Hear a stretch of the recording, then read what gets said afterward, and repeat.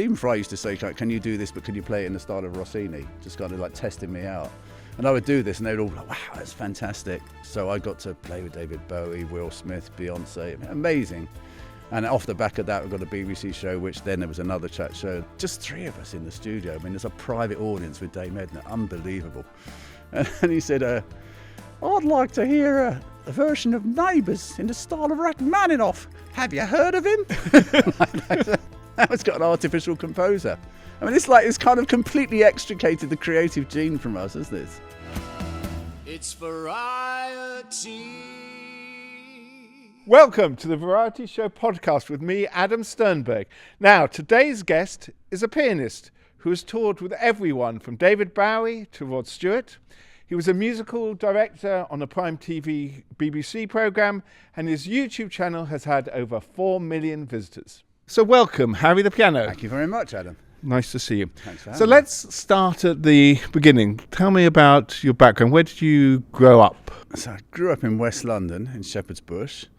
And my parents, my father was a vicar, preacher, pastor. Everybody sort of says, C of E, but no, he was independent. Slightly unusual upbringing with no TV and slightly cosseted. And Well, no TV at all? no TV until I think we eventually prevailed upon Mum and Dad to get one when the sort of first green shoots of teenage rebellion was showing at the age of about 14, 15. We eventually got one. God, that's quite late.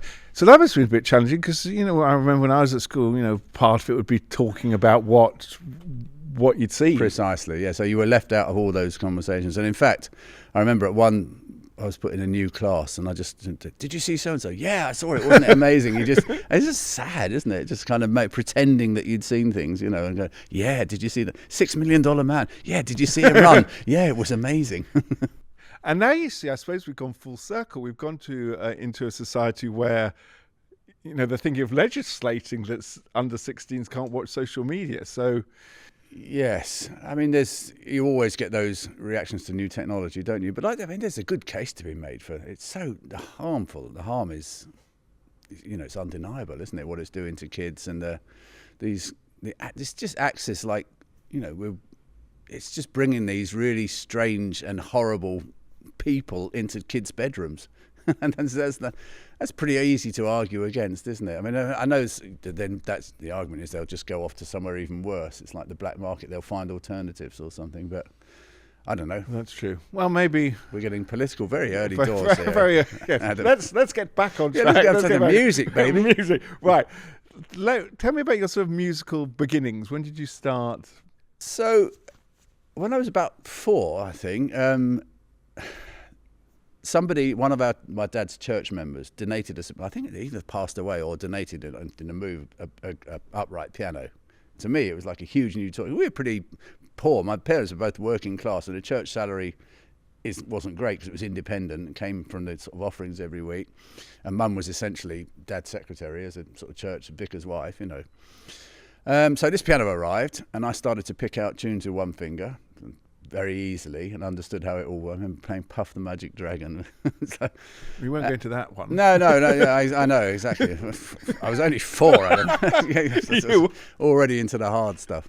And they thought, he's got some talent. So they sent me to the church organist. It was an old lady called Marion Mills, who taught me, and that was my beginning. So I was like, she didn't take any money. She just taught me, got me right up to grade 8. So you did your grades in the did grades by 14, yeah. That was, and all through that time at school, I'd have this thing. I always wanted to improvise, and I could hear things and play them, and you'd start doing this, and after about sort of 5 minutes of it, you get this bang, bang, bang on the practice door. Someone said, "Practice properly. Stop that messing about."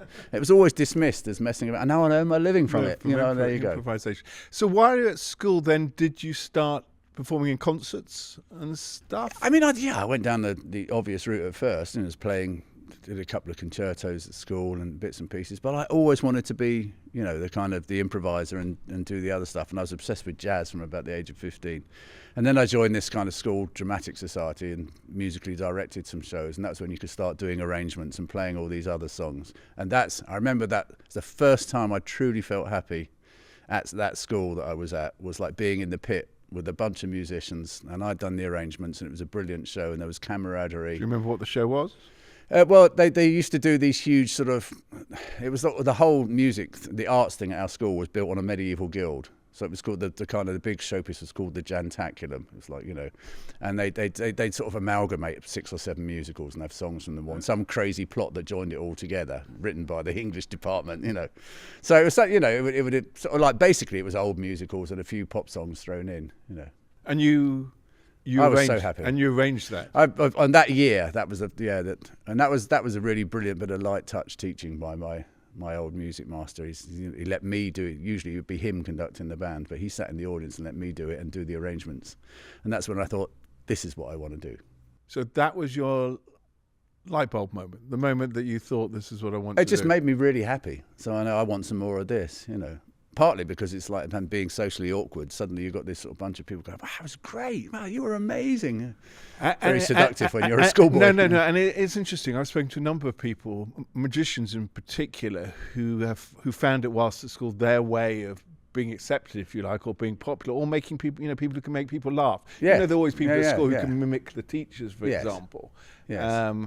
And they became popular because they made people laugh. Magicians are all weirdos, aren't they? I'd argue all He said, I would argue magician's table. In a good way. I love weirdos. Well, I would argue all entertainers are weirdos, but not in a bad way, because you're not doing what the normal world does. You're not. Long live weirdos. Yeah. Exactly. Yeah, yes. Exactly. Yeah. I'm very normal myself, unfortunately. There we go. So let's go on from there. So you were at school doing this show, which you felt really happy about. Yeah. What happened next in terms of your career?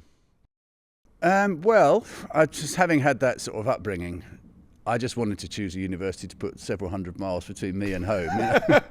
So that in Aberdeen? I went to Sheffield in the end, which is a goodly distance, and it had a course that I liked the look of, so I went there and did a straight music degree. Okay. But there again, I was kind of like I was running a 18-piece big band called the Gatecrashers, and like sort of doing jazz arrangements there, and just anything basically to get away from organising jazz nights and stuff, just to get away from it. And I'd sort of scraped through my degree with a 2-2, basically because I'm a lazy shit. I couldn't be bothered to read up about Constant Lambert. Do you feel, I find this quite interesting, do you feel you needed to go to university? I do for many reasons. Actually, I'm being a bit dismissive about it, but both with the sort of straight, I had very good teaching. I was lucky enough to get a scholarship to a posh school in West London. And also, there were really good lecturers at Sheffield, and even though you might not be interested in the subject, we had this year's course on medieval music, which we used to disparagingly refer to as "Hey Nonny." Nice woman. Yeah, exactly. But a lot of that did sink in, and I think it's hard to quantify it. But I think just in that kind of environment where you're set essays and you're made to listen to things and made to kind of give speeches, it does build up, so it gives you sort of certain things that that's true. Confidence. Something I want to get on later, though, is you had the advantage of going to a school where music was part of the curriculum, heavily featured. And unfortunately now, particularly within the state sector, that is not the case. So opportunities for people are not as great as they should otherwise Absolutely. be. I think it's tragic. It's really sad, and it's I think in those times of pinching with the policies like austerity and stuff, the arts are always first to go, and because they're just easy targets. But that's short-termism, surely. It is short-termism because they're so important to kind of, like I say, there's those kind of skills that are really hard to quantify, but really vital to kind of rounding people and making you good in interviews and good at sort of dealing with relations and things. There's all kinds of benefits from the arts that are... they play out over a long term, and yes, you're right. It is absolutely tragic that this is being withholden from schools because they just don't have the budget and there's no sort of political support for it. I think it's really sad. We'll get back to that. Yeah. Can I ask you, sort of growing up, did you have any musical heroes or people who inspired you? I mean, I remember the first weekend we got a TV, and you imagine the excitement. We're not seeing TV and little black and white portable, the lowest of the low. But I remember on the first Saturday, like Mum and Dad had gone to bed about 10:30, and me and my sister waited a bit and then crept downstairs, put the TV on quietly, and there was this like jazz show on BBC. Oscar Peterson was on it, and I'd never heard anyone play the piano like this. I didn't even know these sounds could come from a piano. I was like, what? This is what I want, like. So he's always been someone, like, whenever I hear him, it makes me smile, because it's just, and I would he used to borrow records from the library. Do you remember that? Remember you could borrow records? Well, I remember actually doing that. Oh, I probably could say it's a long time ago. Is that a legal thing where you borrowed records from the library and recorded them? Did you ever do that? I'm off. I'm disgusted of Tunbridge. No, so I used to borrow this record from the library, yeah, and then the record player was next door to the piano. So I go and put it on, and I play this thing. What is that? And keep putting the needle back, and then running next door, and no, it's not that, and running back and doing it again. I mean, it's painful, Like now you just press two buttons, but yeah, just to have try that to skill, copy to have that skill though, to be able to hear something and play it, improvise. That is a skill, isn't it? That's Yeah, it is, but I'm always a bit reticent to take credit for that. Then perfect pitch, people are always really impressed by hearing stuff and playing it and having perfect pitch. I've never done anything to achieve it. I just have it. It's like me pointing at this and saying this is black and this is blue. I couldn't turn it off if I didn't want it. You know what I mean? I remember I did my grade 1, and I was always really good at oral tests. And the examiner played these 2 notes, and he said, I want you to tell me what the interval between these 2 notes is. And I said, well, that's a C, and the top one's an F, so that would be a fourth, perfect fourth. And he just looked at me and he said, well, there's no point in doing any more of this with you, is there? And I thought I'd done something wrong, so I came out in tears. And she said, what's the matter? I said, I messed up in the oral. And they told her, and when it came, oral was 18 out of 18 on my certificate, so he just realised that there's no point in testing you if you've got perfect pitch. But credit you get. Yeah, well, you do get the credit. Yeah. So you did music at university. Do you remember when your first paid job was? The first job when money changed hands was I managed to coerce this very friendly but slightly gullible landlord in a pub in Paddington to let me play the night when I was 15. I don't know what I was thinking, because I only knew 6 songs, Do you remember what they were? What I do remember is that before I'd started playing, this old fella shuffles up and goes, "To take requests, son." Yeah, one of these 6. Yeah, any one of these 6. I said sure, and as luck would have it, he hit on one of the 6 that I knew. It was pretty somewhere over the rainbow. It was. Oh yeah, well, that's lucky. But so that I think I got £2 and a pint of cider in return for that night. So that was the going rate for underage labour in West London. My first paying job, I do remember my first paying job. I was 17, and I was walking around the West End trying to sort of sit down playing on pianos in restaurants and hotels, hoping to get a little Saturday money or something. And most of them would kick you off, but some of them would be. And I went to this place called Wichita's in Kensington. Do you remember that? Yeah. It was a 24-hour club. And I sat down, and this guy, I said, would you? He said, well, we've got one slot. It's 3 a.m. to 5 a.m. It was my first gig. So I remember sort of like TV went off to a dot at 1 a.m. and I had to pace around the room for an hour, and then my cab came at 2, and I got there at 3. And my first song I played on that piano was Shack Attack, Nightbirds. This bloke came up and went, I love that song, jumped up on the piano in a purple suit. It was Phil Lynott from Thin Lizzy. Really? So I had a real star-studded first gig, because it was a real place in London, and all the sort of celebs used to hang out there.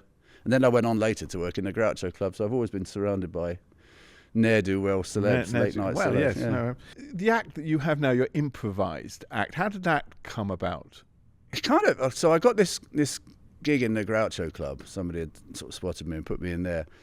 But people it's quite an erudite crowd in there, all these sort of actors and lovers and musicians. And I used to sort of say things like, Stephen Fry used to say, can you do this, but can you play it in the style of Rossini? Just kind of like testing me out.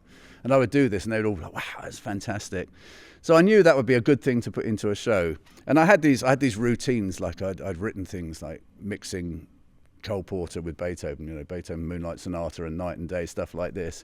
And I'd always loved those cabaret people like Victor Borge. So I had a sort of bunch Victor of these Borge routines. I worked for a jingle company for a while, and I arranged a couple of the jingles into a Mozart sonata. So all this kind of messing around with high and low art forms.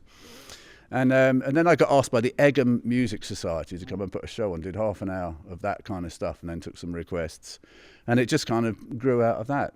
So my shtick has always been, whether on sort of high upmarket Radio 3 or doing theatre shows or messing around doing cabarets that just take audience requests for anything, hymn tunes, nursery rhymes, jazz, classical, pop music, film music, and you can ask for any style. So you just name a tune, you can have it as a tango or ragtime or rock and roll. And there's never been Beethoven. anything that someone's thrown at you that you... Well, you always get gits, don't you? There's just think, I'll have Oh, no, him. that's your listening public.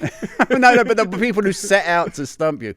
And then people say, can you do it in the style of some abstract modern composer, which is Philip like Glass. funny. And no, Philip Glass is fine because it's just triads, isn't it? So, but these kind of the really, the kind of atonal composers. And they say, can you do this very catchy tune in an atonal style? Well, it's physically impossible because it's a catchy tune. And as soon as you play it, you're not in that style. So, and it's funny for a second, then you go, oh, I caught you out. But yeah, 90% of the stuff I get is fine. Yeah, I love it. It really, and it keeps me on my toes, makes every show different. Yeah, no, I'm sure. And have you ever had a show which has gone spectacularly wrong? Or even not spectacular? Never really had a train wreck. I mean, there are times when you come off and you think, God, it didn't really flow, and the audience was a bit sticky, and the improvised bit, when you're taking the request. And I join them all together, so it's like a 15-minute thing of requests and stars. And sometimes it comes off better than others. But no, I've never really had a train wreck, no. I know, touch something. And you mentioned... Sorry, that'd be a better story if I had, wouldn't it? Can I make one up? Yeah. Well, I was having an interview with this guy called Adam, in -5 in this Siberian outpost, and I fell off my... Yeah, sorry. Yes, you could do an improvised piece on that. You performed with a number of celebrities, haven't you? You mentioned, well... Yeah, because when I was at the Groucho, I was asked to go and join the Big Breakfast, which this is in the days when there's only 4 channels. So I remember those days. Yeah. Well, I remember the days when there were 3 channels. Yeah, so do I. Remember Channel 4 birth. I remember the days when there was no no channel. But there was a wireless and Yes. dripping sandwiches. We bring you news of fresh disasters. Yeah, that's right. But so I got asked on the Big Breakfast, which was like the one of the chat shows that all of the Americans visiting or pop stars or whoever, if they had something to flog, they would go on the Big Breakfast. So I got to play with David Bowie, Will Smith, Beyonce. I mean, amazing.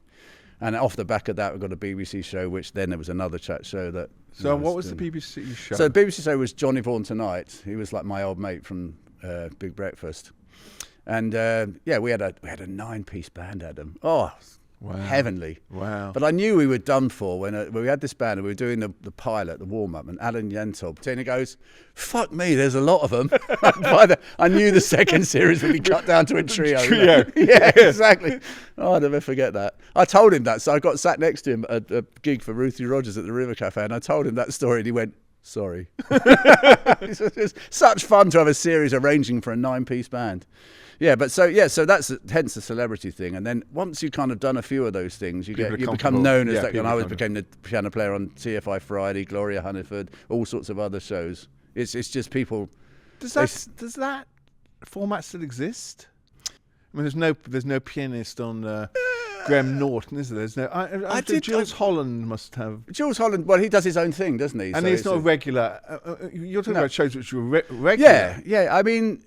The house band, and there's very few. I don't think there's any house bands on. There isn't in America. It's because it's still hip to have a house band. But does Jonathan Ross still have his 4 puffs and a piano? I think I'm not sure. I don't know. No, but they're about the only ones. But you get the odd item on the morning magazine. Yeah, shows, but not as a constant. We did a bad thing with a singer called Sydney Christmas, a young woman who'd. She'd gone through the Britain's Got Talent or something, one of those things, and we played with her. That's the last time I did a sort of TV thing. You don't see much live music on TV. Now tell me about one of my favourite films, The Baker Boys. Yeah, I love that film. My favourite film. Are you involved on some level? Do you know about this? No, I'm making this up as I go along. Wow, but that is really weird because I was playing... This is a long time ago, isn't it? The 80s. I was playing in a restaurant called Braganza. I don't know if you remember that. It was a very trendy restaurant in Soho. Probably why I don't had a big remember head of a statue looking out onto the pavement over it. And it was very artsy. Anyway, it had quite a funky clientele. And I was playing one night, and this very sort of average-looking American tourist was sitting there with his steak, and he kept coming over asking me for songs, and I was just thinking, like, there's going to be a tip here, you know. But all the time, sometimes people just ask for a song, and then they don't listen, they look away, and then they ask you to play the same song 10 minutes later. But he was really focusing on me, and he came over in the end. He said, you know, making whoopee. And I said, yeah. So I played it, and he said, because that's going to be a really big feature, because I'm making this film at the moment, and I'm going, one of those. Are you? Okay, right. He goes, yeah, you know, it's me and my bro, and we got this great actress, Michelle Pfeiffer.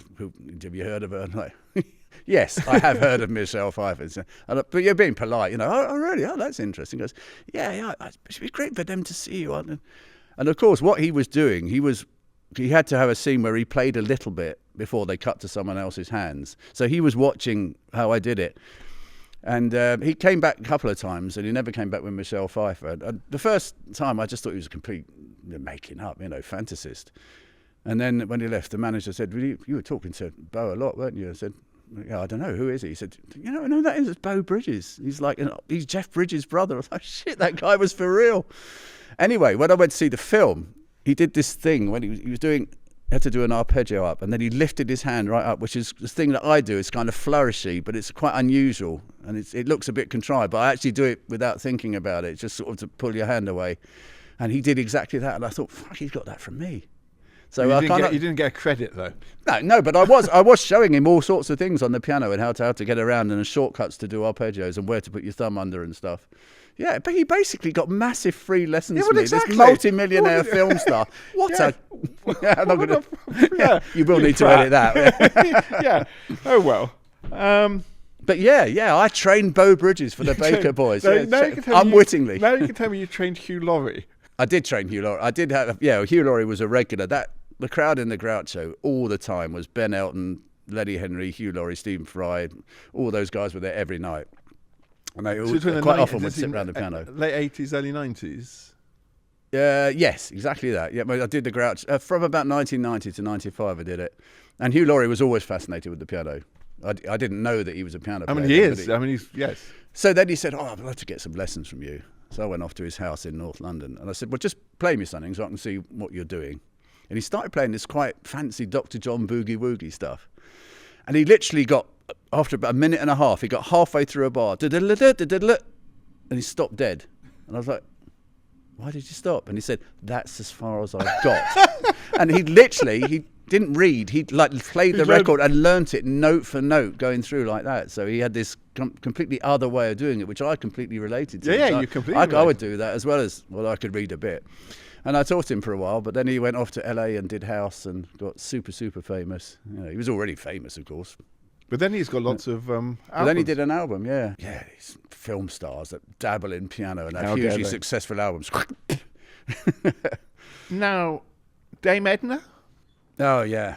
That was, I think, the funniest 2 hours of my life. We were, I had one of my little showpieces, which came because I had the cast of Neighbours did a show in the West End. Do you remember when the Neighbours was hugely famous? They came over. They did a Christmas special. What, live in the theatre? Yeah, live in a theatre. Okay.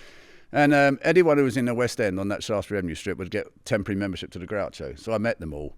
And the father character, I don't know if you remember, did you ever watch it, Jim? Jim Robinson. I got chatting to him and he said, oh, mate, I love my classical music. He said, I'll have a bit of Rachmaninoff. So I did an arrangement of the Neighbours theme tune in the style of Rachmaninoff. I had that up my sleeve. It was very funny. I think he'd heard about that. So he was on Comic Relief. So he was doing 2 hours with Sean Rafferty, both as Dame Edna and Les Patterson, but without the costumes. That was weird. And they called me in to do some piano accompaniment. So I was in, just three of us in the studio. I mean, there's a private audience with Dame Edna. Unbelievable. And he said, I'd like to hear a version of Neighbours in the style of Rachmaninoff. Have you heard of him? And then I played. It was just fantastic. But he was seeing him up close, even without all the glasses and the feathers and stuff. Honestly, I've never seen.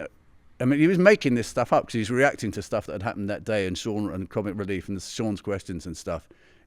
it was the most genius comedy I've ever seen. I came out of there with, like, you know, people say their ribs are aching and stuff, and also this bone here. You know, when you're laughing so hard that your jaw, it's like this bone was really aching, and these bones. I mean, literally, It's not a absolute genius. So and I had a nice photo, and he was lovely. He was really lovely. Real genius. But yeah, I was just watching Sean Rafferty trying to keep him in check because he was pushing the envelope all the time. The Radio 3 audience, you know, and you see Sean was panicking in his eyes, but he's also crying with laughter.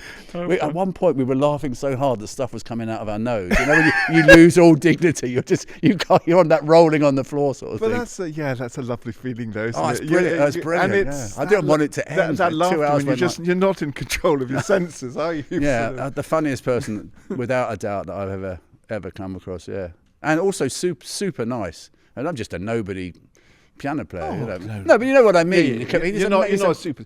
Actually, while we're on that, would you ever want to be famous, a star? I think I would have wanted to have some fame just because of my ego in my 20s and 30s, but now it's the absolute last thing that I want. I work with loads of kind of really high-end sort of stars and very rich people because I'm quite a luxury purchase these days. And I look at their lives and I look at their panic and their worries and I just think, like, I don't have any of that. I have all the things you have. I go to gigs in helicopters, I hang out in swanky places, I play on 6-star cruise ships, and I have this amazing life at somebody else's expense, you know. Would I want to, you know, but then I can just switch that off and go home to my family, to my, you know, the people I love, play football with my mates on Wednesday, play cricket in the summer. Just yeah, I mean, it's the best of both worlds. I wouldn't want to swap that for anything. I'm being entirely sincere there. We had a debate saying, would you want to win the lottery? And I said no, and people said, you're mad. I said, well, maybe if you could donate it all for schools somewhere in somewhere that needed it, you know. But, like, in terms of how would it make my life better? I have more things, bigger house. Would I be happier? I really doubt it. I'd have a lot more stress, I reckon. Well, no. Well, yes, I think you're right. Anyway, that was Thought for the Day. That was Thought with for the Rabbi Harry the Pianovitz. Yes, I should do that. Thought for the Day. Sorry. No, that's right. Yes. While we're on a more sort of philosophical bent, yes, sir. AI is a huge thing, obviously, at the moment, and potentially is a huge threat to the creative industries. I wondered what your thoughts on that were. It is complicated. I'm doing this sort of thing that I'm writing at the moment with another composer where we're going to do a man v machine thing. We're going to have it narrated by, I think Gary Williams is a pal of yours. Yeah. And we're going to set 6 challenges, like a signature tune, an advert jingle, and a calm piece of something. And we're going to do three each, and we're going to set AI the same challenge, and then we're going to put it, without telling which is which, we're going to put it in front of the listening committee of Audio Network, which is the company that me and the other composer work for, and see which ones they would choose, and then have a debate about, you know, how it was produced and were we more original and did it do a better job. So it's you know, we're trying to fight back as best we can, but it's that thing. It's like, it's complete plagiarism, isn't it? It's plagiarism on a scale you can't possibly comprehend. It's like you're plagiarizing the entire world, but each by tiny pixels. So it's never enough to kind of. Yeah. No, that's true. So if you plagiarize Stevie Wonder, you know it's a particular tune that you're plagiarizing. Yes. Well, like that Marvin Gaye case that came up. Yeah, exactly. Whereas if you're plagiarizing literally little bits of everything. Yeah, absolutely. It's much harder to say. Does it worry you? I think, well, it doesn't worry me in a live sense, but I also, about 25% of my income comes from commissions and writing and stuff. So will that diminish? I think inevitably to some extent. I think at the higher end, he's not going to replace John Williams or, well, I mean, you know, I don't think so. I think the entertainment industry will grow some teeth and come back to say, you know, you cannot use, or actors. We all need to stand up for each other. Actors need to stand up for musicians, need to stand up for cameramen, and for writers. You know, we all need to say, look, but like, you must not appear in a film where AI has been used, or the cameraman won't film it, or the scriptwriter won't write for it, or the actor won't act in it. You need solidarity to fight these things, you know, because it's just so alluring, isn't it? Where you can have this, what sounds like a pretty good substitute score for nothing, and instantly. Yes. I mean, you know, I can see the allure. If I was a young filmmaker, do you want some brilliant music to your film for nothing? But it's just no, I do, wrong, I isn't do. it? It's wrong. But- It's morally, it's a shortcut. It's just Well, no, you're quite right. And the one thing you mentioned at the beginning that it at the moment cannot do is the live show. And I think that makes live shows even more important because it's an area where you are interacting with actual, real, genuine people, and that's a magic. Isn't Can it? you ask AI to have a train wreck? Can you ask it to forget the lyrics? But also, it can't. But hold on. Surely the joy of performance is in that. Those moments. It Things is in happen. those moments. That's why I asked you if everything absolutely. went wrong. I got slightly upset when nothing did go wrong because. Oh, no, sorry. it's No, in you're those right. moments. It is those. If we all went, I always draw the corollary with a tightrope walker. A tightrope walker with a net underneath is not the same act. No, It's not the same act. No. Because no. We want death. in Venice, often. Yeah, but the other thing with AI is, it's the genie's out of the bottle, isn't it? It's going one way or another. It's going to have an effect, of course. And there's I think you're slightly limited in the ways you can find. But it can't. Can it innovate? I mean, the question I asked before was, if AI had been invented in 1960, would it have produced the Beatles? And someone's music going in an entirely new direction. Would it sort of like bring out new styles? Will it be able to in the future? Will it kind of get so good that it can like actually bring up? It's already in the charts, isn't it? Like half the charts is artificial songs. Yes. And I know, you know how every generation hates the new generation's music. Things were much better. Was ever that? Yeah. I mean, so I know that's. But the thing that I really. It's not even that I'm not offended by new genres, but you're listening to something that's like, it's got a programmed drum beat, it's got a sampled guitar, and it's got an auto-tuned voice. There's nothing organic in it. There's nothing human in it. It's all like machine thing. And now it's got an artificial composer. I mean, it's kind of completely extricated the creative gene from us, isn't it? And it's just, to me, that's, I don't know. No. So, okay, and that leads me then on... Raging at clouds. No, that's important. But my final point, an important one, is about the role of arts and education and as a career. Yeah. So, I mean, obviously, I presume you think it's a good career to have. Yeah, it's a brilliant career, but it's you need some good advice. And I think you know that I go around schools. I've done about 50 different schools now, doing a sort of cocktail of lecturing young students on how to build a career in the arts, and also teaching young musicians to improvise, which is also really important to their musicality. And then I do a show in the evening to say, look, this is what I do, and hopefully involve them a little bit in the middle. But yeah, I mean, it's such an important thing, and it's so under supported, as you said earlier. And all these schools I go to, of course, are incredibly posh schools that are really well financially supported, and I'm paid out of some bursary that's been left by a rich parent, kind of look after the music in the school, and that's lovely, and that's all great, and the kids are fantastic. But what about all the kids that don't have those facilities, or are in state schools and stuff? So I've started to say now, if you're going to book me, you need to go around all your satellite state schools in your catchment area, and I invite those kids along for free. And to be fair to the schools, it's pushing on an open door because they all want to do it. But there's always, quite often in state schools, it's not even the money. It's like, it's so difficult to get. You have to get the permission, and you have to be the chaperone teacher, and it's the timetable and all that stuff. So everything is kind of, you have to really fight. And it's so unfair on the kids, because everybody should have those opportunities. Because there's so much musicality in young musicians that's not done by the traditional teaching methods that's in there. I start playing along with them, and then I change the way I play, go from, say, swing to Latin or something else, and they automatically do it. They have no idea they're doing it, but it's in there. It's somewhere in there. You just need to unlock, retrospectively show them. And then they start listening to music in a different way and sort of say, look, this is a cadence as Adele would do it. This is how Mozart would do it. This is how Duke Ellington would do it. This is how Stevie would do it. It's all the same theory. And if you can engage them in that, make learning more, and they suddenly get it. You can play rock and roll, you can play classical, you can play R&B, hip hop. It's all the same principles. Show them the links. Make it. And it just enthuses them. Then And also, I'm pretty sure that the increase in mental health issues amongst the young is also due to the lack of arts. I think art is of good, very, very good. Well, it's been shown, hasn't it, as a way of... It's hugely important, yeah. For mental health. And by cutting all these things and just concentrating on those things which are deemed important, you lose the whole swathe of, humanity, actually. Yeah, absolutely. Our humanity lies in those subjects, I think. Yeah, the thing you were saying earlier about banning social media.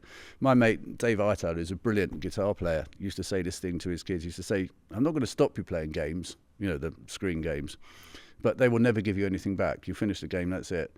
You play a guitar, you play an instrument, it will give you something back for the rest of your life. And I really like that philosophy. It's just, you don't stop them, but you sort of, and now I think his son's a good guitar player as well. Yeah. But that's the thing, music, it's socially, you're outdoors, you're talking to people, you're playing with people. It's not just the playing, it's playing with people, playing in front of people, connecting with people. This introverted sort of young society, it's kind of, I know I sound like a granddad here, but it's just not good for them, mental health, and that's why there's this upsurge, I think, in kind of, youth problems and stuff, because they're forgetting how to interact without a keyboard, and it's sad, isn't it, No, I agree. Okay, well, on that note, I know, nice uplifting note. Uplifting note. But hopefully, people. Part of the point of this podcast, I suppose, is to show that there's a whole opportunities, different ways of earning quite successful livings through performance, whether it be music, whether it through dance or or whatever it may be. You don't need to be Taylor Swift or a major star. You can be, which is not that achievable, but there are ways of... Well, it's a tiny fraction, isn't it? Yeah, absolutely. But you have to, I always say this to the students, you have to find out what your USP is, you find out what you're good at, and just concentrate on the things that make you stand out. Are you a good, if you're musicians, are you a good sight reader? Have you got good improv skills? Are you technical? There's all these areas, focus in as much as you can on the things you do. Or are you a jack of all trades, like a studio musician, where you need to do all of those things? And it's just finding your sweet spot early on, and then just identifying. There's just so many routes to it. One thing I always say, I got this letter from a student once, said, I listened to what you said, I said, I really want to play in a West End pit band. I'm a good reader, and I like the whole vibe. I said, great. I said, how are you going to get into that? He said, I'm going to send my CV to Cameron McIntosh. I'm like, you really don't want to piss on their chips when they're so enthusiastic. And I said to say to him, you realise he's in an organisation for 500 people. He won't get within 200 of him. And he was like a bit crestfallen. And he said, well, how do you get into it then? I said, well, actually, the tried and trusted route for getting into West End theatre is go to the nearest pub to the theatre in the interval, sit in there. You'll see about 10 people in black shirts and black skirts and trousers come in, the musicians coming in for their pint in the interval. Find out if any of them teach, talk to them, find out who plays your instrument and sign up with them for lessons, because all musicians teach one way or another.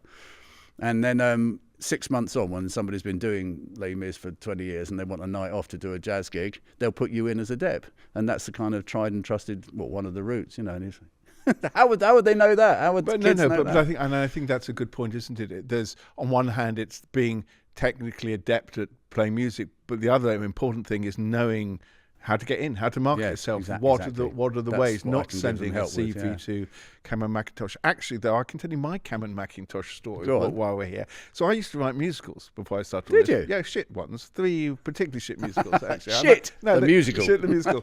But anyway, I was shit at writing musicals, but I had this inbuilt confidence in myself. So I went with my colleague to Cameron McIntosh's office. I thought, if I could show him the musical. Anyway, I got there. He wasn't, he was still famous, not quite as famous, not just so. He saw me. So I went to... Blimey, you're just confounding my story. I went into his office. I said, I've written this music. He was very polite. And, I talked to him about it. He said it wasn't really for him, but, and I always remember that, people taking the time. People taking the time for young people. I think that's so important. Once you've got somewhere... That's quite impressive. That's made me like him more, actually, I have to say. I don't know anything about him, but... But I think for all of us, once we've achieved something, it's beholden on us to be open to help other people, I think. Yeah. I have to say that moment when you're with a young student and You know, I have a mixed age range usually because they take all the gifted kids, and there can be a 13-year-old up to a 17-year-old. You've got a 13-year-old girl in the same class as a 17-year-old boy. He's like a monster to her. He's from another planet, you know, different years, and she's shaking with fear. And, oh, you're going to make me look stupid. And you have to calm them down and then give them a little bit. So we've got improvise using only 2 notes, and I'll play with you and you'll sound brilliant. Forget them, just play for me. And you gradually, over the hour, you build up a bit of confidence, and then eventually they'll come up with a phrase, and they'll sort of look at their hand, they'll look at you as, did I just do it? And that is the most magic moment of anything I've ever done. Any crowd, ovation, writing, arranging, anything. Just that moment when you suddenly see that face light up and the kind of enthusiasm just kind of, it's genius. That's my favourite thing. This is why I love doing the school so much. No, so I agree with you. Sorry, that was a very long way of saying I agree with you 100%. Yeah.